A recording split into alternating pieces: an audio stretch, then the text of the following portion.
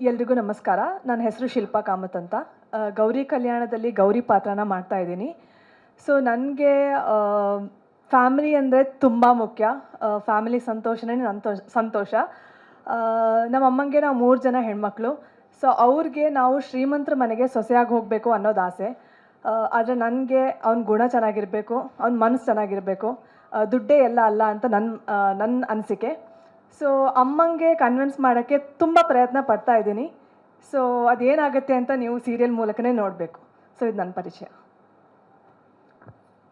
ಈ ವಿಶೇಷ ಕಾರ್ಯಕ್ರಮದ ಪ್ರಾಯೋಜಕರು ನಿದರ್ಶನ್ ಸಾರೀಸ್ ಜಯನಗರ ಮತ್ತು ರಾಮಮೂರ್ತಿ ನಗರ. ಇಲ್ಲಿವೆ ಬಜೆಟ್ ಫ್ರೆಂಡ್ಲಿ ಸಾರಿ ಕಲೆಕ್ಷನ್ಸ್, ರೇಷ್ಮೆ ಸೇರಿದಂತೆ ಎಲ್ಲಾ ಬಗೆಯ ಸೀರೆಗಳು, ಲೇಟೆಸ್ಟ್ ಟ್ರೆಂಡ್ನ ಸೀರೆಗಳು ನಿದರ್ಶನ್ ಸಾರೀಸ್ ಮಳಿಗೆಯಲ್ಲಿ ಲಭ್ಯ. ಆನ್ಲೈನ್ ಬುಕಿಂಗ್ಗೆ ಸಂಪರ್ಕಿಸಿ nidarshansarees.com. ಕಸ್ಟಮರ್ ಕೇರ್ ಸಂಖ್ಯೆ 9606867467. ಹೇಳಿ, ನಿಮ್ಮ ಪಾತ್ರದ ವಿಶೇಷತೆ ಬಗ್ಗೆ ಹೇಳಿ. ಎಲ್ರಿಗೂ ನಮಸ್ಕಾರ. ನನ್ನ ಹೆಸರು ಶರತ್ ಅಂತ. ಗೌರಿ ಕಲ್ಯಾಣ ಅಲ್ಲಿ ನಾನು ವಿವೇಕ್ ಚಕ್ರವರ್ತಿ ಅಂತ ಕ್ಯಾರೆಕ್ಟರ್ ಮಾಡ್ತಾ ಇದ್ದೀನಿ. ನನ್ನ ಕ್ಯಾರೆಕ್ಟರ್ ಬಂದು ತಾತ ಒಂದು ಸಾಮ್ರಾಜ್ಯ ಕಟ್ಟಿದ್ದಾರೆ. ಅದನ್ನ ಅವರೊಂದಷ್ಟು ತುಂಬ ದೊಡ್ಡದಾಗಿ ನಡೆಸ್ಕೊಂಡು ಹೋಗ್ತಾ ಇದ್ದಾರೆ. ಅದನ್ನ ಶ್ರದ್ಧೆ ಭಕ್ತಿಯಿಂದ ಅದನ್ನ ನಾನು ನಡೆಸ್ಕೊಂಡು ಹೋಗ್ಬೇಕು ಅಂತ ನನಗೆ ಜವಾಬ್ದಾರಿ ಕೊಟ್ಟಿದ್ದಾರೆ. ಅಪ್ಪನೂ ಅಷ್ಟೇ ನನ್ನ ಮೇಲೆ ತುಂಬ ನಂಬಿಕೆ ಇಟ್ಕೊಂಡಿದ್ದಾರೆ. ಅಮ್ಮ ಅಂತೂ ನೆಕ್ಸ್ಟ್ ಲೆವೆಲಲ್ಲಿ ನಂಬಿಕೆ ಇಟ್ಕೊಂಡಿದ್ದಾರೆ. ಆ್ಯಂಡ್ ಅವರು ಮದುವೆ ಮಾಡೋಕ್ಕೆ ಅಂತ ಟ್ರೈ ಮಾಡ್ತಾ ಇದ್ದಾರೆ. ಬಟ್ ನನಗಿಷ್ಟ ಇಲ್ಲ, ಅಂದರೆ ಈಗಲೇ ಆ ಜವಾಬ್ದಾರಿ ತೊಗೊಳಕ್ಕೆ ಇಷ್ಟ ಇಲ್ಲ. ಅದು ಏನಕ್ಕೆ ಜವಾಬ್ದಾರಿ ತೊಗೊಳಕ್ಕೆ ಇಷ್ಟ ಇಲ್ಲ ಅಂತ ನೀವೆಲ್ಲರೂ 27ನೇ ತಾರೀಕಿಂದ ರಾತ್ರಿ 8 ಗಂಟೆಗೆ ಮಿಸ್ ಮಾಡದೆ ನೋಡಬೇಕು. ಕಾಂತಲಕ್ಷ್ಮಿ ಅವರೇ.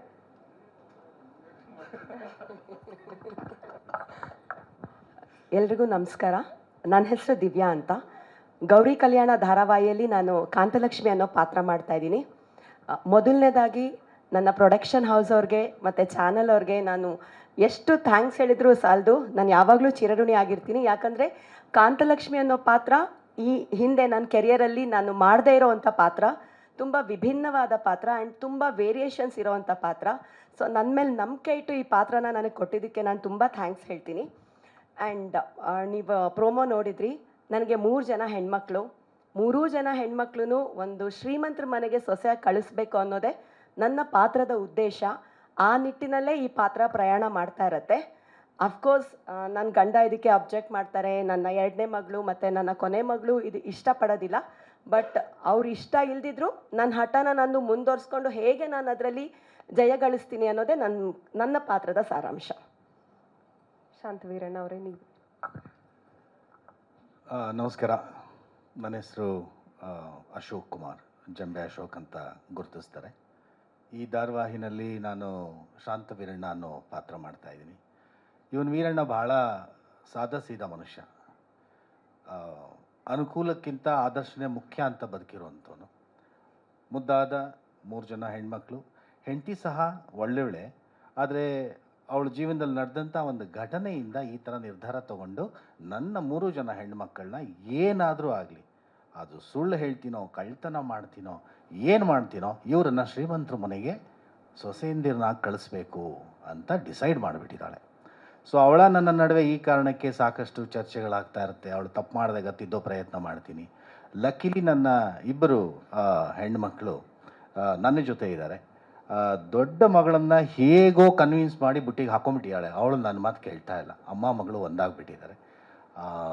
ಈ ಒಂದು ಧಾರಾವಾಹಿನಲ್ಲಿ ಭಾಗವಹಿಸೋದಕ್ಕೆ ತುಂಬ ಖುಷಿಯಾಗುತ್ತೆ. ರಾಮ್ಜಿಯವರು ಒಂಥರ ನಮ್ಮ ಟೆಲಿವಿಷನ್ನಲ್ಲೇ ಒಂಥರ ಕಿಂಗ್ ಪ್ರೊಡ್ಯೂಸರ್ ಇದ್ದ ಹಾಗೆ. ಅವರ ಒಂದು ಪ್ರಾಜೆಕ್ಟ್ನಲ್ಲಿ ಇದು ನನ್ನ 2ನೇ ಪ್ರಾಜೆಕ್ಟು ಮಾಡ್ತಾ ಇರೋದು.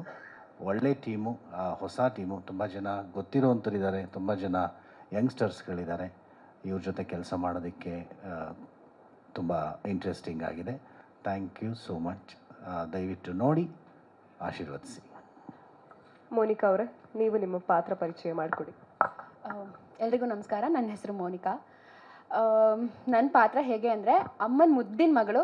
ಅಮ್ಮ ಏನು ಹೇಳ್ತಾರೋ ಅದನ್ನೇ ನಾನು ಮಾಡೋದು. ಅಮ್ಮನ ಮಾತು ಮೀರಲ್ಲ. ನನಗೆ ದುಡ್ಡು ಅನ್ನೋದು ಸ್ವಲ್ಪ ಜಾಸ್ತಿನೇ ಆಸೆ ಇದೆ. ಬಿಕಾಸ್ ಎಲ್ಲದಕ್ಕೂ ದುಡ್ಡು ಬೇಕೇ ಬೇಕು. ಆ್ಯಂಡ್ ಇವತ್ತು ನಾವು ಕೆಲಸ ಮಾಡ್ತಿದ್ದೀನಿ ಅಂದರೆ it's all because of money. And ನಾನು ಚೆನ್ನಾಗಿರಬೇಕು. ಅಪ್ಪನ ಮನೇಲಿ ಕಷ್ಟಪಟ್ಟಂಗೆ ಗಂಡನ ಮನೇಲಿ ನಾನು ಕಷ್ಟಪಡಬಾರ್ದು. ರಾಣಿ ಥರ ಇರಬೇಕು ನಾನು, ಆ ಥರ ಪಾತ್ರ. ಆ್ಯಂಡ್ ಸೆಲ್ಫಿಶ್ ಅಂತ ಅನ್ಕೊತಾರೇನೋ ಕೆಲವು ಜನ, ಬಟ್ ನನ್ನಿಷ್ಟ ನನಗಿಷ್ಟ ಆಗಿದ್ದನ್ನು ಪಡ್ಕೊಳ್ಳೋದಕ್ಕೆ ಒಂದಷ್ಟು ಎಫರ್ಟ್ ಹಾಕ್ತಾಯಿದ್ದೀನಿ. ಅದಕ್ಕೆ ನಾನು ಸೆಲ್ಫಿಶ್ ಅನ್ನಾರ ಅದನ್ನು ಸೆಲ್ಫ್ ಲವ್ ಅಂತೀನಿ. ಸೊ ಯಾ, ಇಷ್ಟೇ ನನ್ನ ಪಾತ್ರ. And Ramji sir, thank you so much Colors Kannada. ಈ ಕಲರ್ಸ್ ಕನ್ನಡಲ್ಲಿ ಇದು ನನ್ನ 3ನೇ ಪ್ರಾಜೆಕ್ಟ್. ರಾಮ್ಜಿ ಸರ್ ಪ್ರೊಡಕ್ಷನ್ ಇದು ನನ್ನ 2nd ಪ್ರಾಜೆಕ್ಟ್. ಸಿಕ್ಕಾಪಟ್ಟೆ ಖುಷಿ ಇದೆ. ಆ್ಯಂಡ್ 27th 8 o'clock ಬರ್ತಾ ಇದ್ದೀವಿ. ಪ್ಲೀಸ್ ಸಪೋರ್ಟ್ ಮಾಡಿ ನಮ್ಮೆಲ್ಲರೂ. Thank you so much. Chinmay, ನೀವು ಮಾತಾಡಿ. ಹಾಯ್, ಎಲ್ರಿಗೂ ನಮಸ್ಕಾರ. ನನ್ನ ಹೆಸರು ನಿಹಾರಿಕಾ ಶೆಟ್ಟಿ ಅಂತ. ಸೊ ನಂದು ಫಸ್ಟ್ ಪ್ರಾಜೆಕ್ಟ್ ಇದು. Ramji sir, thank you so much ಈ ಆಪರ್ಚುನಿಟಿ ಕೊಟ್ಟಿದ್ದಕ್ಕೆ. ಹಾಗೆ ಚಿನ್ಮಯ್ ಅನ್ನೋದು ಸ್ಟ್ರೇಟ್ ಫಾರ್ವರ್ಡ್ ಕ್ಯಾರೆಕ್ಟರ್. ಅವಳು ಹೇಗೆ ಅಂದರೆ ಫ್ಯಾಮಿಲಿ ಅಂದರೆ ತುಂಬ ಇಷ್ಟ, ಆದರೆ ಫ್ಯಾಮಿಲಿ ಅಮ್ಮ ಹೋಗೋ ದಾರಿ ಅವಳಿಗೆ ಇಷ್ಟ ಆಗ್ತಿರಲ್ಲ. ಅಕ್ಕ ಜೊತೆ ತುಂಬ ಕ್ಲೋಸ್, ಗೌರಿ ಜೊತೆ ತುಂಬ ಕ್ಲೋಸ್ ಇರ್ತಾಳೆ. ನಾನು ಸ್ಟ್ರೇಟ್ ಫಾರ್ವರ್ಡ್ ಆಗಿರೋದ್ರಿಂದ ನಾನು ಸರಿ ದಾರಿಯಲ್ಲಿ ಹೋಗಬೇಕು ಅಂತ ಯಾವಾಗಲೂ ಅಮ್ಮನ ಹತ್ರ ಮಾತಾಡ್ತಿರ್ತೀನಿ, ಅಮ್ಮನ ಹತ್ರ ಬುದ್ಧಿ ಹೇಳ್ತಿರ್ತೀನಿ. ಬಟ್ ಅವ್ರು ನನ್ನ ಅಗೇನ್ಸ್ಟಾಗೆ ಇರ್ತಾರೆ. ಅವ್ರಿಗೇನು ಅನ್ಸುತ್ತೆ ಅದೇ ದಾರಿಯಲ್ಲೇ ಹೋಗ್ತಿರ್ತಾರೆ. ಸೊ ಓವರ್ ಆಲ್ ಕ್ಯಾರೆಕ್ಟರ್ ಬಂದುಬಿಟ್ಟು ಒಂದು ಸ್ವಲ್ಪ ಟಾಮ್ ಬಾಯ್ ಕ್ಯಾರೆಕ್ಟರ್. ಮತ್ತು yeah, this is my character. Thank you. Chakravarthi. Sarita ಅವರೇ, ನೀವು ನಿಮ್ಮ ಪಾತ್ರ ಪರಿಚಯ ಮಾಡಿಕೊಡಿ. ಎಲ್ರಿಗೂ ನಮಸ್ಕಾರ. ನನ್ನ ಹೆಸರು ಶೀಲಾ ಅಂತ. ಈ ಗೌರಿ ಕಲ್ಯಾಣ ಅನ್ನೋ ಧಾರಾವಾಹಿನಲ್ಲಿ ನಾನು ಸರಿತಾ ಅನ್ನೋ ಕ್ಯಾರೆಕ್ಟರ್ ಮಾಡ್ತಾಯಿದ್ದೀನಿ. ನನಗಿರೋದು ಒಬ್ಬನೇ ಮಗ, ವಿವೇಕ್ ಚಕ್ರವರ್ತಿ ಅಂತ. ನನ್ನ ಪಾತ್ರದ ಬಗ್ಗೆ ಹೇಳಬೇಕು ಅಂದರೆ, ನಾನು ಒಂದು ದೊಡ್ಡ ಫ್ಯಾಮಿಲಿನಲ್ಲಿ ಹಿರಿ ಸೊಸೆ. ತುಂಬ ಜವಾಬ್ದಾರಿ ಇರೋವಂಥವಳು. ಅತ್ತೆ, ಮಾವ, ಮೈದ್ನ ಪ್ರತಿಯೊಬ್ಬರೂ ತುಂಬ ಪ್ರೀತಿಯಿಂದ ನೋಡ್ಕೋತೀನಿ. ಈಗ ಸದ್ಯಕ್ಕೆ ನನಗಿರೋವಂಥ ದೊಡ್ಡ ಕನಸು ಅಂದರೆ ನನ್ನ ಮಗನ ಮದುವೆ.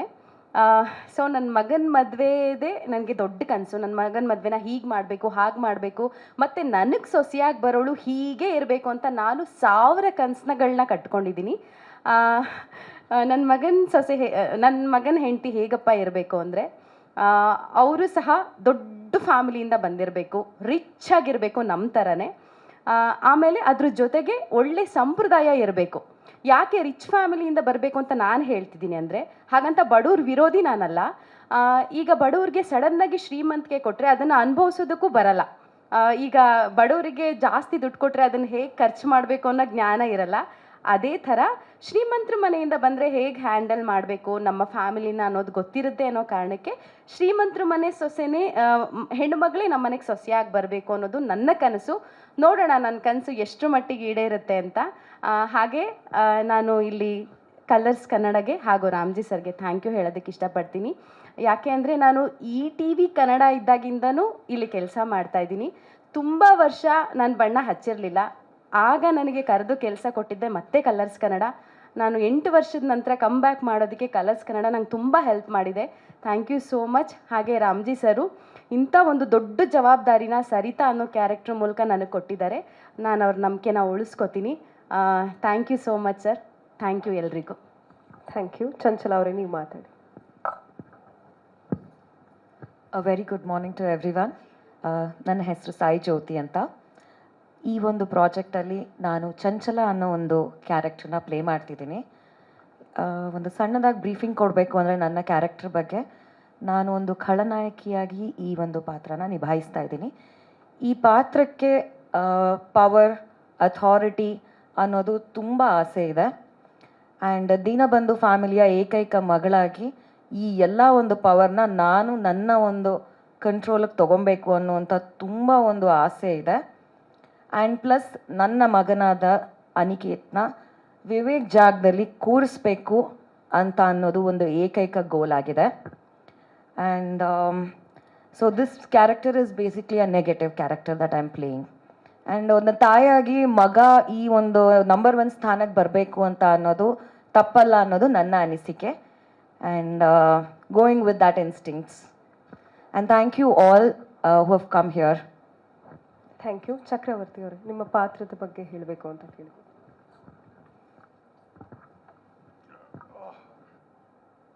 ನಮಸ್ಕಾರ. ನನ್ನ ಹೆಸರು ಗುರುದತ್ ಅಂತ. ನಮ್ಮ ತಂದೆ ಚಿ ಉದಯಶಂಕರ್ ಅಂತ ಹಾಡುಗಳು ಬರೆಯೋರು. ಇಲ್ಲ, ನೆನಪು ಮಾಡಿಕೊಂಡ್ರೆ ಬೆಟರ್, ಬಿಕಾಸ್ ತುಂಬ ಜನಕ್ಕೆ ನಾನೇ ಪರಿಚಯ ಇಲ್ಲ ಇಲ್ಲಿ. ಇಲ್ಲ, ಇಟ್ಸ್ ಅ ಫ್ಯಾಕ್ಟ್ ಸರ್. ದೇವರಾಣೆಗೂ ಲಾಟ್ ಆಫ್ ನ್ಯೂ ಕಮರ್ಸ್ ನನಗೆ ಗೊತ್ತಿರೋರು ವಾಸು, ಮನು, ಮೋಕ್ಷೇಂದ್ರ, ಒಂದು 4 ಜನ ಗೊತ್ತು, ಮಿಕ್ಕಿದವ್ರು ಗೊತ್ತಿಲ್ಲ ನನಗೆ. So I am just introducing myself. Thank you. ಪಾತ್ರ ಏನೂ ಗೊತ್ತಿಲ್ಲಮ್ಮ ನನಗೆ, ಬಿಕಾಸ್ ರಾಮ್ಜಿ ಬಂದು ಮಾಡಿ ಅಂತ ಹೇಳಿದ್ರು ಅಷ್ಟೇ, ಮಾಡ್ತಾ ಇದ್ದೀನಿ. ಲಾಸ್ಟ್ ಟೈಮ್ ಅದೇ ಥರ ರಾಮಾಚಾರ್ಯರು ಹೇಳಿದ್ರು. So I am just doing because Ramji said do it ಅಷ್ಟೇ. I respect him so much. ನನಗೆ ಅವಕಾಶ ಕೊಟ್ಟೋದಕ್ಕೆ thanks. And wish you all the best Bharath. God bless you. ತುಂಬ ಕಷ್ಟಪಟ್ಟಿದ್ದಾರೆ ಡೇ ಆ್ಯಂಡ್ ನೈಟು. ದೇವ್ರು ಒಳ್ಳೇದು ಮಾಡ್ಬೇಕು ಅವ್ರಿಗೆ. Thank you. ರಾಮ್ಜಿ ಅವರೇ, ನೀವು ಕತೆ ಬಗ್ಗೆ 2 ಮಾತುಗಳನ್ನು ಆಡಬೇಕು ಅಂತ ಕೇಳ್ಕೊತೀನಿ. ಹಾಂ, ಎಲ್ಲರೂ ಪಾತ್ರಗಳು ಹೇಳ್ಬಿಟ್ಟಿದ್ದಾರೆ. ಲೈಟಿಂಗ್ ಇಲ್ವಾ? Thank you. ಪಾತ್ರ ಪರಿಚಯ ಮಾಡ್ಕೋತಾನೆ ಅವರೆಲ್ಲ ಕತೆ ಹೇಳಿದ್ದಾರೆ. ಮೇಲೆ ಹಾಕ್ಕೋಬೇಕಾ? ಈ ಮೋಕ್ಷ ಅಂದ್ರೆ ಕಾಟ ತಡ್ಕೊಳಕ್ಕಾಗಲ್ಲಪ್ಪ. ಏನಾದ್ರು ಒಂದು ಹೀರೋ ಫೀಲ್ ಕೊಟ್ಬಿಡ್ತಾರೆ ಮನುಷ್ಯ. ಒಂದು ಸ್ವಲ್ಪ ಆ ಕಡೆ ಆ್ಯಂಗಲ್, ಒಂದು ಸ್ವಲ್ಪ ಈ ಕಡೆ ಲುಕ್ಕು, ಸ್ವಲ್ಪ ಕ್ಯಾಪ್ ಮೇಲೆ ಕಲರ್, ಅಂದರೆ ನಮ್ಗೇನೋ ಒಂಥರ ಬಿಲ್ಡಪ್, ಅದು ಮನೆ ಮಜಾ ಇರುತ್ತೆ. Thank you ಮೋಕ್ಷು. ಓ ಹಂಗೆ.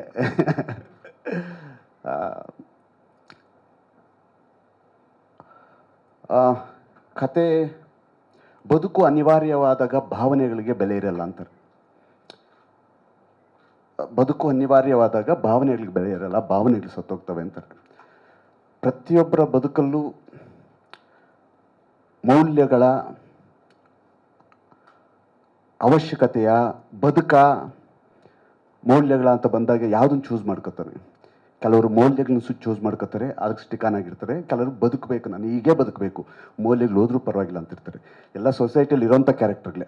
ಎಲ್ಲ ಪಾತ್ರಗಳು ಪ್ರತಿಯೊಬ್ಬರಲ್ಲೂ ರಾಮನೂ ಇದ್ದಾನೆ, ರಾವಣನೂ ಇದ್ದಾನೆ, ಕೆಟ್ಟವನು ಇದ್ದಾನೆ, ಒಳ್ಳೆಯವನು ಇದ್ದಾನೆ. ಪ್ರತಿ ಮನುಷ್ಯನಲ್ಲೂ ನಾವು ನಮ್ಮೊಳಗಿರೋ ತನಗೆಲ್ಲ ಗುಣಗಳು ಎಲ್ಲರಲ್ಲೂ ಇರುತ್ತೆ ಅಂತ ಹೇಳ್ತಾರಲ್ಲ. ಯಾವ ಗುಣಕ್ಕೆ ನಾವು ಎಷ್ಟು ಒತ್ತು ಕೊಡ್ತೀವೋ, ಎಷ್ಟು ಇಂಪಾರ್ಟೆನ್ಸ್ ಕೊಡ್ತೀವೋ ಅವ್ನು ಪ್ಲೇ ಆಗ್ತಿರ್ತಾನೆ ನಮ್ಮಿಂದ ಆಚೆ ಬಂದು. ನಾನು ಹಿಂಗೆ ಬದುಕಬೇಕು ಅಂತ ಏನೋ ನಾವೊಂದು ಮಾರ್ಕ್ ಮಾಡಿಕೊಂಡ್ರೆ ಆ ಗುಣಕ್ಕೆ ನಾವು ತುಂಬ ಇಂಪಾರ್ಟೆನ್ಸ್ ಕೊಡ್ತೀವಿ. ಅದು ನಮ್ಮ ನಡತೆಯಲ್ಲಿ, ನಮ್ಮ ಮಾಡೋ ಕೆಲಸದಲ್ಲಿ, ನಮ್ಮ ಮುಖದಲ್ಲಿ ರಾರಾಜಿಸುತ್ತೆ ಅಷ್ಟೇ. ಅದು ರಿಫ್ಲೆಕ್ಟ್ ಆಗುತ್ತೆ. ಅದೇ ಥರ ಎಲ್ಲ ಥರ ಪಾತ್ರಗಳು ಇಟ್ಕೊಂಡು ಎಣ್ದಿರೋ ಕತೆ. ಒಬ್ಬ ಮಿಡ್ಲ್ ಕ್ಲಾಸ್ ತಾಯಿ ತಾನು ಪಟ್ಟಂಥ ಕಷ್ಟ ತನ್ನ ಮಕ್ಕಳು ಪಡಬಾರ್ದು. ನಾನು ನೋಡಿದಂಥ ಅಂದರೆ ಒಂದು ಅದ್ಭುತವಾದ ಇನ್ಸಿಡೆಂಟ್ ಇದೆ ಈ ಕಥೆಯಲ್ಲಿ. ಯಾಕೆ ದುಡ್ಡು ಮಕ್ಕಳನ್ನ ಶ್ರೀಮಂತರ ಮನೆಗೆ ಕಳಿಸ್ಬೇಕು ಅನ್ನೋದಕ್ಕೆ ಒಂದೇ ಒಂದು ಇನ್ಸಿಡೆಂಟ್ ಇದೆ. ಒಂದು ಸಣ್ಣ ಅಮೌಂಟಿನ ದುಡ್ಡಿನ ಕಷ್ಟ ಆಕೆಯನ್ನು ಯಾವ ಸ್ಥಿತಿಗೆ ಏನೆಲ್ಲ ಕಳ್ಕೊಂಡ್ಬಿಡ್ತಾಳೆ ಅಂತ ಅದು ಫ್ಲ್ಯಾಶ್ ಬ್ಯಾಕಲ್ಲಿ ಬಂದಿದ್ದಾರೆ. ಅದ್ಭುತವಾಗಿ ಮಾಡಿದ್ದಾರೆ ಇವರಂತೂ. ಆ ಸೀನು ಪರ್ಟಿಕ್ಯುಲರ್ ಆಗಿ ನನಗೆ ಭರತ್ ಡೈರೆಕ್ಟರ್ ಸೂಪರಾಗಿ ಶೂಟ್ ಮಾಡಿದ್ದಾನೆ. ನಾನು ಎಡಿಟಲ್ಲಿ ನೋಡ್ತಿದ್ದೆ, ನನಗೆ ಆ್ಯಕ್ಚುಲಿ ಕಣ್ ತುಂಬ್ಕೊಂಡ್ಬಿಡ್ತು ಆ ಸೀನ್ ಅಂದಾಗ. ನಾನು ಆ ಕಾಂತಲಕ್ಷ್ಮಿ ಪಾತ್ರಕ್ಕೆ ತುಂಬ ಯಾರು ದೊಡ್ಡ ಕಲಾವಿದರೆಲ್ಲ ಅಂದ್ಕೊಂಡು ನನಗೆ ಈಕೆದೊಂದು ಆಡಿಷನ್ ನೋಡಿದ ತಕ್ಷಣ ಇಲ್ಲ, ಹೆಸರು ದೊಡ್ಡದಿರೋದು ಬೇಡ, ಆಕೆ ದೊಡ್ಡದಾಗಿ ಮಾಡ್ತಾಳೆ, ಆಕೆ ಸಾಕು ಅಂತ. ಅವಾಗ ದಿವ್ಯಾ ತುಂಬ ಅದ್ಭುತವಾಗಿ ಪ್ಲೇ ಮಾಡಿದ್ದಾರೆ. ಆ್ಯಂಡ್ ಇಡೀ ಈ ಫ್ಯಾಮಿಲಿ ಇದೆಯಲ್ಲ, ಅಶೋಕ್ ಸಾರು, ಇವರು ದಿವ್ಯಾ, ಅವಳು ಶಿಲ್ಪ, ಇವರು ಮೋನಿಕಾ, ಮತ್ತು ಇವರು, ಈ ಫ್ಯಾಮಿಲಿ ಅಂತೂ ನೀವು 10 ನಿಮಿಷ ಇರಲಿ ಸೀನ್ ಗೊತ್ತಾಗೋದಿಲ್ಲ ಮುಗ್ದೋಯ್ತಾ ಅಂತ. ಸರ್ 10 ನಿಮಿಷ ಇತ್ತು ಅಂತಾರೆ. ಹೌದು, ಒಂದು 2 ನಿಮಿಷದಲ್ಲಿ ಮುಗ್ದಂಗಿದೆ. ಅಷ್ಟು ಲೀಲಾಜಾಲವಾಗಿ, ಅಷ್ಟು ಅದ್ಭುತವಾಗಿ ಮಾಡ್ಕೊಂಡು ಹೋಗಿದ್ದಾರೆ. ಆ್ಯಂಡ್ ಆ ಫ್ಯಾಮಿಲಿನೂ ಅಷ್ಟೇ. ಎಲ್ಲ ಪ್ರತಿಯೊಬ್ಬರು, ಗುರು ಸಾರ್ ಆಗಲಿ, ಅಶೋಕ್ ಸಾರ್ ಆಗಲಿ, ಶೀಲಾ, ಎಲ್ಲರೂ ನನ್ನ ಜೊತೆ ಕೆಲಸ ಮಾಡಿರೋರೆ, ಒಟ್ಟಿಗೆ ಕೆಲಸ ಮಾಡಿದ್ವಿ. ಜ್ಯೋತಿ ಆಗಲಿ, ಪ್ರತಿಯೊಬ್ಬರು. ಇವನು ಸಖತ್ ಪರ್ಸ್ನಾಲಿಟಿ, ನಮ್ಮ ಸುದೀಪ್ ಸರ್ ಥರ ರೆಡಿ ಇದ್ದಾನೆ, ಸಖತ್ತಾಗಿ ಕಾಣಿಸ್ತಾನೆ ಸ್ಕ್ರೀನಲ್ಲಿ. ಕತೆ ಇನ್ನು ಡೀಟೇಲ್ ಕತೆ ಹೇಳೋದು ಬೇಡ, ಪ್ರೇಕ್ಷಕರಿಗೆ ಅದೊಂದು ನೋಡೋರಿಗೆ ಆ ಮಜಾ ಹಂಗೆ ಉಳ್ಕೊಳ್ಳಿ ಅಂತ ಅಷ್ಟೇ.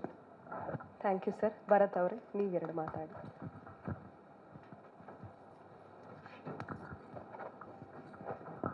ನಮಸ್ತೆ, ನನ್ನ ಹೆಸರು ಭರತ್ ಅಂತ. ರಾಮ್ಜಿ ಸರ್ ಇಂಥ ಒಂದು ಒಳ್ಳೆ ಪ್ರಾಜೆಕ್ಟ್ ಕೊಟ್ಟಿರೋದಕ್ಕೆ ತುಂಬ ಥ್ಯಾಂಕ್ಸ್. ಮತ್ತು ಕಲರ್ಸ್ ಕನ್ನಡಕ್ಕೂ ತುಂಬ ಥ್ಯಾಂಕ್ಸ್. ಪುನೀತ್ ಸರು ಮತ್ತು ರಾಧಿಕಾ ಮೇಡಮ್, ಇಂಥ ಒಳ್ಳೆ ಪ್ರಾಜೆಕ್ಟ್ ಮಾಡೋದಕ್ಕೆ ಒಂದು ಅವಕಾಶಕ್ಕೆ ಸಿಕ್ಕಿದ್ದು ನಂಗೆ ತುಂಬ ಖುಷಿ ಇದೆ. Thank you sir. ನಂದೊಂದು ಪ್ರಶ್ನೆ ಇದೆ ಕಾಂತಲಕ್ಷ್ಮಿ ಅವರಿಗೆ. ಆಗಲೇ ಶಾಂತವೀರಣ್ಣ ಅವ್ರು ಹೇಳಿದ್ರು ಎಷ್ಟೇ ಸುಳ್ಳು ಹೇಳಿ ಏನಾದರೂ ಮಾಡಿ 3 ಜನನ ಒಳ್ಳೆ ಮನೆತನಕ್ಕೆ ಸೇರಿಸ್ಬೇಕು ಅಂತ. ಆದರೆ ಮುಂದೆ ಮದುವೆ ಆದಮೇಲೆ ಸುಳ್ಳೇನಾದರೂ ಗೊತ್ತಾದರೆ ಅವಾಗ ಅವರು 3 ಜನನ ಚೆನ್ನಾಗಿ ನೋಡ್ಕೋತಾರೆ ಅಂತ ಅನ್ಸುತ್ತಾ ನಿಮಗೆ? ಸುಳ್ಳನ್ನ ನಾವು ಜಾಸ್ತಿ ದಿನ ಮುಚ್ಚಿಡೋಕ್ಕಾಗಲ್ಲ. ಸೊ ಒಂದಲ್ಲ ಒಂದು ದಿವಸ ಅದು ಗೊತ್ತಾಗತ್ತೆ. ಈಗ ಈ ಸುಳ್ಳನ್ನು ಮುಚ್ಚಿಡೋಕ್ಕೆ ಇನ್ನೊಂದು ಸುಳ್ಳು ಆ ಥರ ಮ್ಯಾನೇಜ್ ಮಾಡ್ತಾ ಹೋದಾಗ ಅಲ್ಟಿಮೇಟಾಗಿ ನಾವು ಯಾವ ಕಾರಣಕ್ಕೆ ಸುಳ್ಳು ಹೇಳಿದ್ದೀವಿ ಅನ್ನೋದು ಬೆಳಕಿಗೆ ಬಂದೇ ಬರುತ್ತೆ. ಆಗ ಒಂದು ರಿಯಾಲಿಟಿ ಆಫ್ ಲೈಫ್ ಗೊತ್ತಾಗತ್ತೆ. ಆಗ ಒಂದು ರಿಯಾಲಿಟಿ ಚೆಕ್ ನನಗೂ ಆಗತ್ತೆ, ಮಕ್ಳಿಗೂ ಆಗತ್ತೆ. ಬಟ್ ನನ್ನ ಪ್ರಕಾರ ಏನಂದರೆ ನನ್ನ ಮಕ್ಕಳೆಲ್ಲ ತುಂಬ ಒಳ್ಳೆಯವರು. ಸೊ ಒಳ್ಳೆತನಕ್ಕೆ ಅಲ್ಟಿಮೇಟ್ಲಿ ವಿನ್ ಇರುತ್ತೆ. ಬಟ್ ಆ ಗೆಲುವು ನಿಧಾನವಾಗಿ ಬಂದ್ರೂ ಶಾಶ್ವತವಾಗಿ ಉಳಿಯುತ್ತೆ. ಇದನ್ನು ನಾನು ತುಂಬ ನಂಬ್ತೀನಿ. ಸೊ ಅದೇ ನಂಬಿಕೆಯಲ್ಲಿ ಇವಾಗ ಸುಳ್ಳು ಹೇಳ್ತಾ ಇದ್ದೀನಿ. ಸೂಪರ್. ಗೌರಿ ಅವರೇ, ನಿಮ್ಗೆ ಯಾವತ್ತಾದ್ರೂ ಅನ್ಸಿದ್ಯಾ ಅಮ್ಮ ಯಾಕೆ ಇಷ್ಟು ಸುಳ್ಳು ಹೇಳ್ತಾರೆ, ನಿಜಾನೇ ಹೇಳಿ ಒಳ್ಳೆ ಶ್ರೀಮಂತ ಮನೆತನಕ್ಕೆ ಮದುವೆ ಮಾಡ್ಕೊಡ್ಬೋದಲ್ವಾ ಅಂತ ಯಾವತ್ತಾದ್ರೂ ಅನ್ಸಿದ್ಯಾ? ನನಗೆ ಅಮ್ಮ ಸುಳ್ಳು ಹೇಳೋದು ಇಷ್ಟ ಇರಲ್ಲ. ಸೊ ಅಮ್ಮಂಗೆ ಸುಳ್ಳು ಹೇಳಬೇಡ ಅಂತ ಹೇಳೋಕ್ಕೂ ಆಗಲ್ಲ. ಯಾಕಂದರೆ ಅವ್ರ ಕಾರಣ ಇರುತ್ತೆ, ನಾವು ಚೆನ್ನಾಗಿರಬೇಕು ಅಂತ ಅವ್ರ ಆಸೆ. ಸೊ ನಾನು ಪ್ರಯತ್ನ ಪಡ್ತಾ ಇದ್ದೀನಿ, ಹೇಗಾದರೂ ಮಾಡಿ ನನ್ನ ದಾರಿಗೆ ಕರ್ಕೊಂಡು ಬರೋಣ. ಮನಸ್ಸು ಒಳ್ಳೆಯದು, ಗುಣ ಮುಖ್ಯ, ದುಡ್ಡೇ ಎಲ್ಲ ಅಲ್ಲ ಅಂತ ಹೇಳೋ ಪ್ರಯತ್ನ ಪಡ್ತಾ ಇದ್ದೀನಿ. ಸೊ ಏನಾಗುತ್ತೆ ಅಂತ ನೋಡಬೇಕೇನು. ಈಗ ಮಾಧ್ಯಮ ಮಿತ್ರರು ನಿಮ್ಮ ಪ್ರಶ್ನೆಗಳನ್ನು ಕೇಳಬಹುದು ನಮ್ಮ ತಂಡಕ್ಕೆ. ಇನ್ನಿಯಲ್ಲಿ ಸೀರಿಯಲ್ ಮಾಡ್ತಾ ಇದ್ದೀರಾ, ಈಗ ಆ ಸೀರಿಯಲ್ನು ಕೂಡ ಕಂಟಿನ್ಯೂ ಮಾಡ್ಕೊಂಡು ಹೋಗ್ತೀರಾ ಹೇಗೆ? ಮಾಡ್ತಾ ಇದ್ದೀನಿ, ಸದ್ಯಕ್ಕೂ ಇನ್ನೂ ಮಾಡ್ತಾ ಇದ್ದೀನಿ, ಗೊತ್ತಿಲ್ಲ ಹೇಗೆ ನೆಕ್ಸ್ಟ್ ಏನಾಗುತ್ತೆ ಅಂತ. ಬಟ್ ಮಾಡ್ತಾ ಇದ್ದೀನಿ, ಎರಡೂ ಒಟ್ಟಿಗೆ ಮ್ಯಾನೇಜ್ ಮಾಡ್ತಾ ಇದ್ದೀನಿ. ಈಗ ಆ ಸೀರಿಯಲಲ್ಲಿ ಕೂಡ ಒಂದು ಸಂಸಾರ ಹಾಳಾಗ್ತಿದೆ ನಿಮ್ಮಿಂದ ಅಂತ ಬೈತಿದ್ದಾರೆ, ಇಲ್ಲಿ ದುಡ್ಡು ಅಂತಿದ್ದೀರಿ. ವೀಕ್ಷಕರ ರಿಪ್ಲೈ ನೆಕ್ಸ್ಟ್ ರಿಯಾಕ್ಷನ್ಸ್ ಹೇಗಿರ್ಬೋದು? ಅಕ್ಸೆಪ್ಟ್ ಮಾಡ್ಕೊಂಡಿದ್ದಾರೆ ಅಂತ ಅರ್ಥ ಅಲ್ವಾ? ಇವಾಗ ಸುಮ್ಮನೆ ಏನೋ ನಾರ್ಮಲ್ ಪಾತ್ರ ಆಗಿದ್ದಿದ್ರೆ ಆಯಿತು ಅಂದ್ಬಿಟ್ಟು ಸುಮ್ಮನೆ ಆಗ್ಬೋದಿತ್ತು. ಅಲ್ಲೂ ಬೈಕೊತಾ ಇದ್ದಾರೆ ನನ್ನ, ಬಿಕಾಸ್ ಅಲ್ಲೊಂದು ನೆಗೆಟಿವ್ ಶೇಡ್ ಪ್ಲೇ ಆಗ್ತಾ ಇದೆ. ಇಲ್ಲಿ ಸದ್ಯಕ್ಕೆ ನೆಗೆಟಿವ್ ಇಲ್ಲ, ಇಲ್ಲಿ ಆಸೆ ಪಡ್ತಾ ಇದ್ದೀನಿ ಅಷ್ಟೇ, ಚೆನ್ನಾಗಿರಬೇಕು, ನನ್ನ ಲೈಫ್ ನಾನು ಸೆಟಲ್ ಮಾಡ್ಕೊಬೇಕು, ಹೀಗೆ ಬದುಕಬೇಕು ಅನ್ನೋ ಆಸೆ ಇದೆ ನನಗೆ. ಅದು ಅಪ್ಪ ಮನೇಲಿ ಇರೋ ಕಷ್ಟ, ಅದು ಡಿಫಾಲ್ಟ್, ಏನೂ ಮಾಡೋಕ್ಕಾಗಲ್ಲ. ನೆಕ್ಸ್ಟ್ ನಾವು ಏನು ಮಾಡಬೇಕು, ಚೇಂಜಸ್ ಮಾಡ್ಕೊಬೇಕು, ಒಂದೊಂದೇ ಮೆಟ್ಲು ಹತ್ಕೊಂಡು ಹೋಗ್ತಾ ಇರಬೇಕು. So I'm just trying better ಆಗೋದಕ್ಕೆ. Thank you. ಶಿಲ್ಪಾ ಅವರೇ, 100 ಜನ್ಮಕ್ಕೂ ಧಾರಾವಾಹಿಯಲ್ಲಿ ಸಾಫ್ಟ್ ಸ್ಪೋಕನ್ ರೋಲ್ ಇತ್ತು. ಸೊ ಇದರಲ್ಲಿ ಸ್ವಲ್ಪ ರಗಡ್ ರಫ್ ಅಂಡ್ ಟಫ್ ಥರ ಅನ್ನಿಸ್ತಾ ಇದೆ. ಸೊ ಎಷ್ಟು ಚಾಲೆಂಜಿಂಗ್ ಆಗಿತ್ತು ಈ ಪಾತ್ರ? ಆ್ಯಕ್ಚುಲಿ ನಂಗೆ ಖುಷಿ ಇದೆ, ಯಾಕಂದರೆ ಶಿಲ್ಪ ಆಗೂ ಸ್ವಲ್ಪ ರಫ್ ಆ್ಯಂಡ್ ಟಫ್ ಇದ್ದೀನಿ. ನೋಡೋಕ್ಕೆ ಸ್ವಲ್ಪ ಹಂಗೆ ಕಾಣಿಸ್ಬೋದು. ಬಟ್ ಆ ಪಾತ್ರದಲ್ಲಿ ಧೈರ್ಯವಾನಿದ್ದೆ ಹೌದು, ಬಟ್ ಅಲ್ಲಿ ಮಾತಾಡ್ತಾ ಇರಲಿಲ್ಲ. ಇಲ್ಲಿ ನಾನು ಸ್ಟ್ಯಾಂಡ್ ತಗೋತಾ ಇದ್ದೀನಿ. ಯಾರಾದರೂ ನನ್ನ ತಂಟೆಗೆ ಬಂದರೆ ನಾನು ಸುಮ್ಮನೆ ಇರಲ್ಲ, ನಾನು ಯಾರ ತಂಟೆಗೂ ಹೋಗಲ್ಲ. ಸೊ ಆ ಥರ ಪಾತ್ರ ಇದೆ. ಸೊ ತುಂಬ ಖುಷಿ ಇದೆ. ಚಾಲೆಂಜಸ್ ಆಬ್ವಿಯಸ್ಲಿ ನಮ್ಮ ಲೈಫಲ್ಲಿ ಯಾವತ್ತೂ ಬರ್ತಾ ಇರುತ್ತೆ. ಈಚ್ ಸೀನು ಒಂದೊಂದು ಚಾಲೆಂಜು, ಬಟ್ ನಾನು ತುಂಬ ಎಂಜಾಯ್ ಮಾಡ್ತಾ ಇದ್ದೀನಿ. ಕಾಂತಮ್ಮನಿಗೆ ಪ್ರಶ್ನೆ. ಆ್ಯಕ್ಚುಲಿ ನಮ್ಮಮ್ಮ ಸಹ ಸ್ವಲ್ಪ ಸಿಮಿಲರ್ ನಿಮ್ಮ ಥರನೇ ಇದ್ದಾರೆ. ಸೊ ಇದು ಅವ್ರಿಗೆ ತುಂಬ ಕನೆಕ್ಟ್ ಆಗ್ಬೋದು ಅಂತ ಅನ್ಸುತ್ತೆ. Thank you. ಅಲ್ಲ, ನೀವು ನಿಜ ಜೀವನದಲ್ಲಿ ಹಿಂಗೆ ಇದ್ದೀರಾ, ನಿಮ್ಮ ಆಲೋಚನೆ ಯಾಕೆ ಹಿಂಗೆ ಅನ್ನೋದು, ಬರೀ ದುಡ್ಡು ಅನ್ನೋದು? ಸೊ ನಾನು ನಿಜ ಜೀವನದಲ್ಲಿ ಹೇಗಿದ್ದೀನಿ ಅಂತ ಕೇಳ್ತಾ ಇದ್ದೀರಲ್ಲ ನೀವು. ಐ ಡೋಂಟ್ ನೋ, ನಾನು ಹೇಳ್ಬೋದೋ ಇಲ್ವೋ ಗೊತ್ತಿಲ್ಲ. ಬಟ್ ಎಲ್ಲರಿಗೂ ದುಡ್ಡು ಅನಿವಾರ್ಯ ಅಲ್ವಾ ಮೇಡಮ್? ನನ್ನ ನಿಜ ಜೀವನದಲ್ಲೂ ನನಗೆ ದುಡ್ಡಿಗೆ ಅನಿವಾರ್ಯ ಬಂದಂಥ ಟೈಮ್ ಇದೆ. ಯಾಕೆ ನನ್ನ ಹತ್ರ ದುಡ್ಡಿಲ್ಲ, ಯಾಕೆ ನಾನು ದುಡ್ಡು ಮಾಡಲಿಲ್ಲ, ಯಾಕೆ ನನಗೆ ಮಾಡೋವಂಥ ಪರಿಸ್ಥಿತಿ ಬಂದಾಗ ನಾನು ಯಾಕೆ ಅದನ್ನು ನಾನು ತಗೊಳ್ಳಿಲ್ಲ ಅಂತ ಅನಿಸಿದುಂಟು madam. Thank you. Welcome. Ramji sir, sir ನಿಮ್ಮ ಬ್ಯಾನರಲ್ಲಿ ತುಂಬ ಹಿಟ್ ಸೀರಿಯಲ್ಗಳನ್ನ ಕೊಟ್ಟಿದ್ದೀರಾ. ಅಂದರೆ ಆ ಎಲ್ಲ ಸೀರಿಯಲ್ಗಳಿಂದ ಈ ಸೀರಿಯಲ್ ಎಷ್ಟು ವಿಭಿನ್ನ, ಮತ್ತು ನೀವು ಈ ಕಥೆನ ಯಾಕೆ ಚೂಸ್ ಮಾಡಿದ್ರಿ ಸರ್? ಇಲ್ಲಿವರೆಗೂ ಎಲ್ಲ ಕಥೆಗಳು, ಇಲ್ಲಿವರೆಗೂ ಗೌರಿ ಕಲ್ಯಾಣದವರೆಗೂ ಎಲ್ಲ ಕಥೆಗಳು ನಾನೇ ಬರೆದಿರೋದು, ಕತೆ ಸ್ಕ್ರೀನ್ ಪ್ಲೇ. ಮೊದಲನೇ ಸರಿ ನಾನು ಚಾನಲ್ಲೇ ಕೊಟ್ಟಂಥ ಕಥೆನ ಆರಿಸ್ಕೊಂಡಿರೋದು. ಯಾಕಂದರೆ ಆ ಕತೆ ಡೆಪ್ತು, ಆ ಎಮೋಷನ್ಸು, ತುಂಬ ಸೀನ್ಗಳು ಅದರಲ್ಲಿ ನನಗೆ ಹೊಟ್ಟೆ ಕಿಚ್ಚು ಬಂದ್ಬಿಡ್ತು. ಈ ಥರ ಸೀನ್ ನಾನು ಯಾಕೆ ಬರೆದಿಲ್ಲ, ಯಾಕೆ ಒಳ್ಳೆದಿಲ್ಲ ಅಂತ ಹಂಗೆಲ್ಲ ಅನಿಸಿರೋದುಂಟು. ಆ್ಯಂಡ್ ನಾನು ಸ್ವಲ್ಪ ಬ್ಯುಸಿ ಇರೋದ್ರಿಂದ, ಬರೆಯೋಕ್ಕೆ ಸಮಯ ಇಲ್ಲದೇ ಇರೋದ್ರಿಂದ, ನಾನು ಒಂದು ಹೊಸ ಕತೆ ಅಂತ ಇವರು ಕೊಟ್ಟಾಗ ಇದು ಅದ್ಭುತವಾದ ಕತೆ ಆಗಿರೋದ್ರಿಂದ ನನಗೊಂದು 3 ಕತೆ ಹೇಳಿದ್ರು, ನಾನು ಇದು ಸೆಲೆಕ್ಟ್ ಮಾಡ್ಕೊಂಡ್ರೆ ಕಥೆಯ ಡೆಪ್ತ್ ಅಷ್ಟು ದೊಡ್ಡದಾಗಿದೆ. ಆ್ಯಂಡ್ ಕತೆ ಜರ್ನಿ, ಎಂಟರ್ಟೈನ್ಮೆಂಟ್ ಅನ್ನೋದು ಪ್ರತಿ ಎಪಿಸೋಡು ಪ್ಯಾಕ್ಡ್ ಆಗಿದೆ. ಎಲ್ಲೂ ಒಂದು ಈ ಸೀನ್ ಯಾಕೆ ವೇಸ್ಟು, ಇದೇನು ಬೇಕಿತ್ತು ಅನ್ನೋದು ಸೀನ್ಗೆ ಒಂದೂ ಇಲ್ಲ. ಅಷ್ಟು ಪ್ಯಾಕ್ಡ್ ಆಗಿರೋ ಕತೆ ಸ್ಕ್ರೀನ್ ಪ್ಲೇ ಕೊಟ್ಟಿದ್ದಾರೆ. ಅದಕ್ಕೆ ಆ ಕಾರಣಕ್ಕೆ ತೊಗೊಂಡಿದ್ವಿ. ಸರ್ ತಾಯಿ ಪಾತ್ರಕ್ಕೆ ದಿವ್ಯಾ ಮೇಡಮ್ನ ನೀವು ಯಾಕೆ ಸೆಲೆಕ್ಟ್ ಮಾಡಿದ್ರಿ ಅಂತ ನೀವೇ ಹೇಳಿದ್ರೆ ತುಂಬ ದೊಡ್ಡ ದೊಡ್ಡ ಕಲಾವಿದರನ್ನ ನೋಡಿದ್ವಿ ಅಂತ. ಫೈನಲ್ ಆಗಿ ದಿವ್ಯಾ ಮೇಡಮ್ನೇ ಯಾಕೆ ಸೆಲೆಕ್ಟ್ ಮಾಡಿದ್ರಿ ಸರ್? ಇಲ್ಲ, ನನಗೆ ಹುಡುಗರೊಂದು ಕಾಸ್ಟಿಂಗ್ ಟೀಮ್ ಇರುತ್ತಲ್ಲ, ಒಂದೊಂದು ಕ್ಯಾರೆಕ್ಟರ್ಗೆ ಒಂದು 10 ಆಪ್ಷನ್ ಆಡಿಷನ್ ಮಾಡಿ ನಂಗೆ ತೋರಿಸ್ತಾರೆ. ಯಾರು ದೊಡ್ಡ ದೊಡ್ಡ ನೇಮ್ಸ್ ಇತ್ತು ಎಲ್ಲ ನೋಡ್ತಾ ಇದ್ದೆ. ಹಂಗೆ ಸ್ಕ್ರೋಲ್ ಮಾಡ್ತಿದ್ದೆ, ಇವ್ರದ್ದೊಂದು ಪ್ಲೇ ಆಯಿತು. ನನಗೆ ಒಂದಿಬ್ಬರು ಹೇಳಿದ್ರು ಒಳ್ಳೆ ನಟಿ ನೋಡಿ ಅಂತ. ಯಾರು ಅಂಜಲಿ ಅವರು ಹೇಳಿದ್ರು ಒಂದ್ಸಲಿ ನೋಡಿ ಒಳ್ಳೆ ನಟಿ ಅಂತ. ಸರಿ, ಅದು ಆಡಿಷನ್ ಕ್ಲಿಪ್ ನೋಡುವಾಗ ನಾನು ಒಂದು 10 ಸೆಕೆಂಡ್ ನೋಡಿದೆ. 10 ಸೆಕೆಂಡ್ಗೆ ಅನ್ನಿಸ್ತು ಇವರೇ ಕಾಂತಲಕ್ಷ್ಮಿ ಅಂತ. 10ನೇ ಸೆಕೆಂಡ್ಗೆ ಡಿಸೈಡ್ ಮಾಡಿ, ಪೂರ್ತಿ ಕಂಪ್ಲೀಟ್ ವಿಡಿಯೋ ನೋಡಲಿಲ್ಲ, 10ನೇ ಸೆಕೆಂಡ್ಗೆ ಕಾಂತಲಕ್ಷ್ಮಿ ಇವರೇ ಅಂತ. ಅದರಿಂದ ಬೇರೆ ಯಾವುದೇ ಆಪ್ಷನ್ ಹುಡುಗರು ತಂದ್ರು ಇಲ್ಲ, ಬೇಡ ಬೇಡ ಬೇಡ ಅಂತ. ಶಿಲ್ಪಾ ಈ ಕಡೆ. 100 ಜನ್ಮಕ್ಕಲ್ಲಿ ಕಷ್ಟ ಬಂದರೆ ರಾಯರಿದ್ದಾರೆ ಅಂತ ಹೇಳ್ತಾ ಇದ್ರಿ. ಇಲ್ಲಿ ಕಷ್ಟ ಬಂದರೆ ಯಾರು ನೆನೆಸ್ಕೊಳ್ತೀರಾ, ಯಾರ ಹತ್ರ ಹೋಗ್ತೀರಾ? ಇಲ್ಲಿ ಎಲ್ಲ ದೇವರು ಒಂದೇ ಅಂತ ಹೇಳಕ್ಕೆ ಇಷ್ಟಪಡ್ತೀನಿ. ಒಂದೇ ದೇವರು ಅಂತ ಭಾವಿಸಿ ದೇವ್ರಿಗೆ ಬೇಡ್ತಾ ಇರ್ತೀನಿ ಅಷ್ಟೆ. ಮ್ಯಾಮ್, ವಿವೇಕ್ ಅವರ ತಾಯಿ ಪಾತ್ರಕ್ಕೆ ಮ್ಯಾಮ್, ನಿಮ್ಮ ಆಸೆ ಕನಸು ಏನಿದೆ ಅದು ದೊಡ್ಡ ಮನೆಯಿಂದ ನಿಮಗೆ ಸೊಸೆಯನ್ನು ತರಬೇಕು ಅನ್ನೋದು, ಅದು ನಿಮ್ಮ ಅಭಿಪ್ರಾಯ ಮಾತ್ರ. ಹೌದು. ನಿಮ್ಮ ಮಗನ ಆಸೆಗಳೇನು, ಅವರ ಮನಸ್ಸಿನಲ್ಲಿ ಏನಿದೆ ಅಂತ ನೀವೇನು ಕೇಳೋ ಪ್ರಯತ್ನ ಮಾಡಲ್ವಾ? ಇಲ್ಲ, ಅವನು ಚಿಕ್ಕ ವಯಸ್ಸಿಂದ ಅವ್ನು ಕೇಳ್ದೇನೆ ಅವನ ಮನಸ್ಸನ್ನ ಅರ್ಥ ಮಾಡಿಕೊಂಡು ಅವ್ನಿಗೆ ಏನು ಇಷ್ಟ ಏನು ಬೇಡ ಅಂತ ನಾನು ಮತ್ತು ನಮ್ಮ ಮನೆಯವರು ಅವ್ನಿಗೆ ಪೂರೈಸ್ಕೊಂಡೇ ಬಂದಿದ್ದೀವಿ. ಅವ್ನ ಮದುವೆ ವಿಚಾರದಲ್ಲೂ ಅಷ್ಟೇ, ಆಲ್ರೆಡಿ ಕೇಳಿದ್ವಿ. ಅವನು ನೀವು ಯಾರು ಇಷ್ಟಪಡ್ತೀರಾ ಅವರನ್ನೇ ಮದುವೆ ಮಾಡ್ಕೋತೀನಿ ಅಂತ ಆ ಜವಾಬ್ದಾರಿನ ನಮಗೆ ವಹಿಸಿದ್ದಾನೆ. ಸೊ ಹಾಗಾಗಿ ಅಶೋಕ್ ಸರ್, ಇದು ನಿಮಗೆ ಪ್ರಶ್ನೆ ಸರ್. ಇದು ಪಕ್ಕದ ಮನೆಯಲ್ಲೂ 5 ಜನ ಮಕ್ಕಳು, ಈಗ ಕಲರ್ಸ್ ಮನೆಯಲ್ಲಿ 3 ಜನ ಮಕ್ಕಳು. ಅಂದರೆ ಏನು ಈ ಥರದ ಪಾತ್ರ ನಿಮಗೆ ಯಾವಾಗಲೂ ಸಿಗುತ್ತೆ?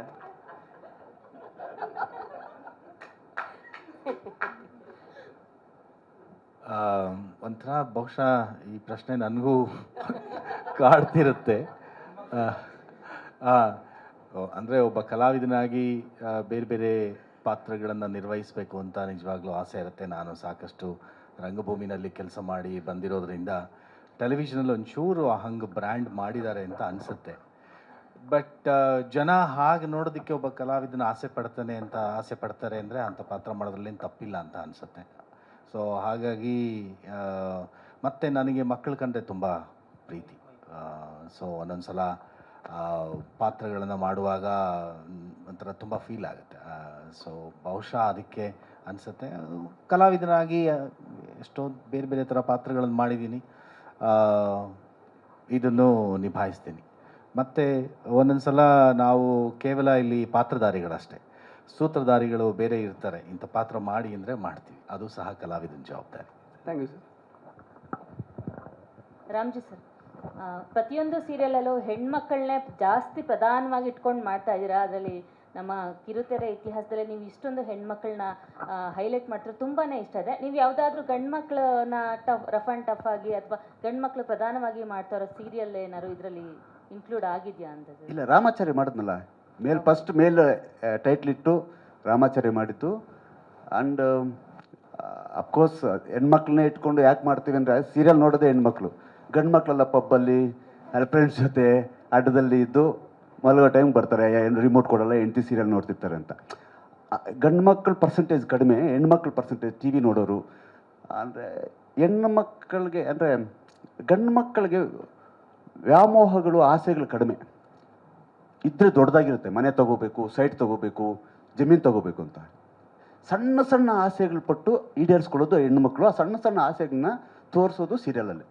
ಒಂದು ಸೀರೆ, ಓಲೆ, ಬಿಂದಿ, ಏನೋ ಬ್ಲೌಸ್ ಡಿಸೈನು, ಈ ಥರದ್ದನ್ನು ನೋಡಿ ಆಸೆಪಟ್ಟು ಆಸೆಗೆ ಈಡೇರಿಸ್ಕೋತಾರೆ. ಆ್ಯಂಡ್ ಪ್ರತಿಯೊಂದು ಹೆಣ್ಣಿನ ಸುತ್ತಾನೇ ಇರೋದ್ರಿಂದ ಹೆಣ್ಮಕ್ಳೇ ಟಿ ವಿ ನೋಡೋದ್ರಿಂದ ಅವ್ರ ಸುತ್ತಾನೇ ಕತೆಗಳಿರ್ತವೆ ಅಷ್ಟೆ.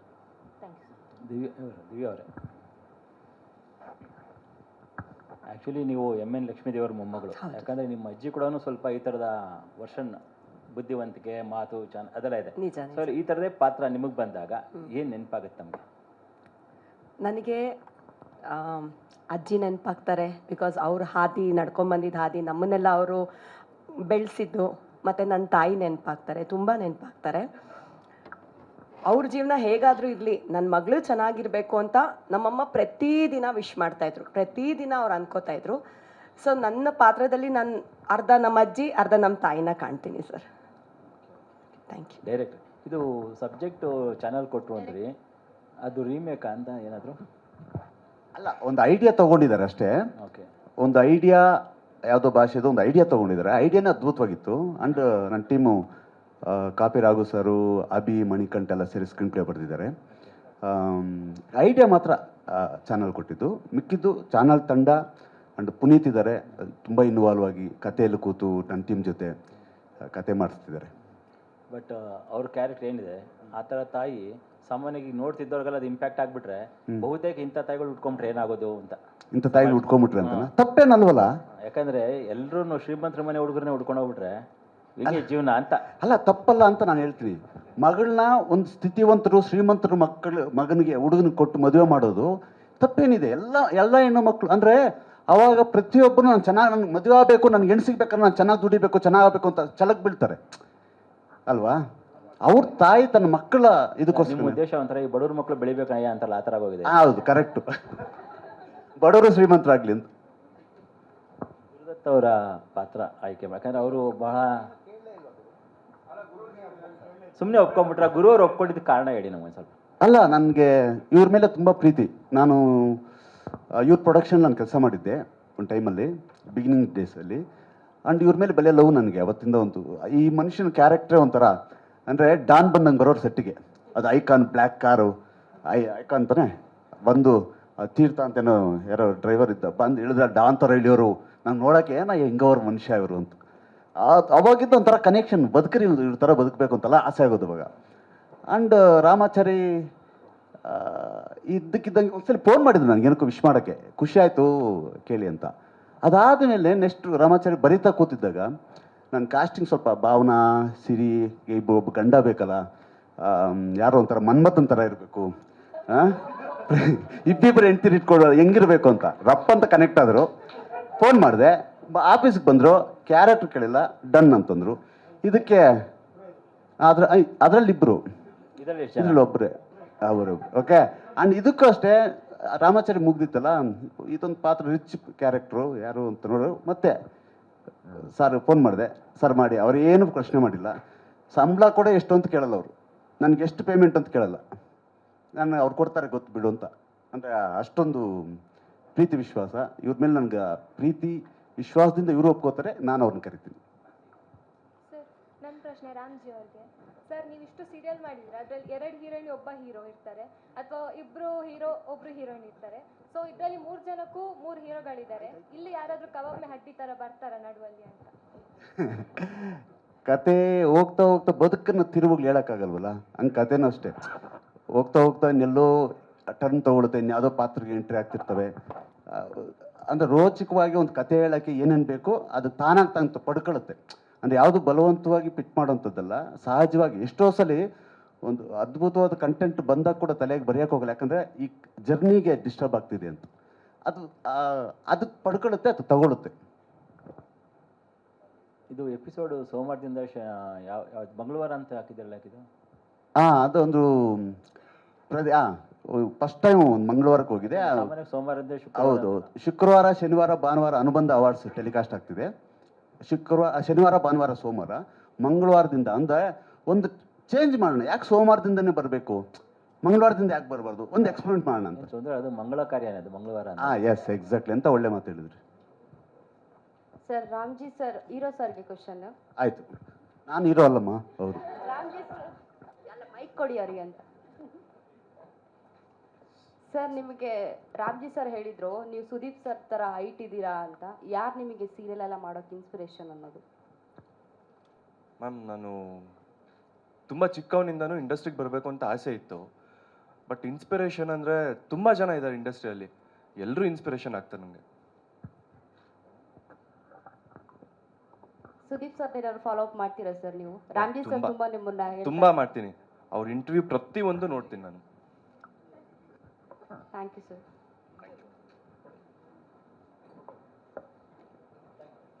ಥ್ಯಾಂಕ್ ಯು ಸೋ ಮಚ್ ಎಲ್ರಿಗೂ. ಗ್ರೂಪ್ ಫೋಟೋ ತಗೊಳ್ಬೋದು. ಹಾಂ,